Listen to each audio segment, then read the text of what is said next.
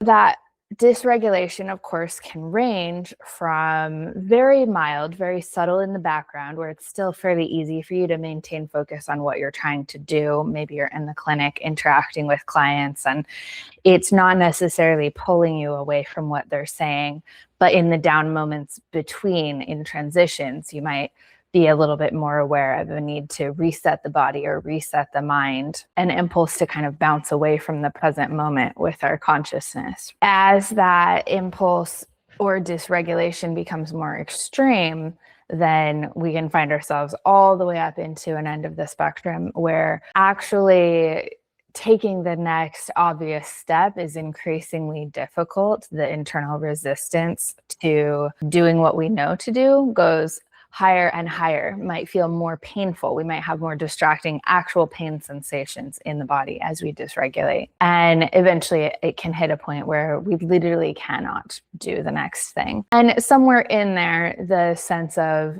having clarity about what the right thing to do would be can also be diving out, where we're experiencing more impulse conflict, 2 different, 3 different, 4 different ideas that all feel like the next priority. But of course, we can only do one thing next, so that buzz of tension of our awareness having to sort through and make micro decisions becomes more and more uncomfortable. So the opposite of that being regulation, our own experience of clarity, of ease in choosing what is the obvious next thing to do, a lack of inner conflict. So on the dysregulation end, it may feel like reality is almost a viscous experience where we're having to cut through resistance and there's pushback on every action.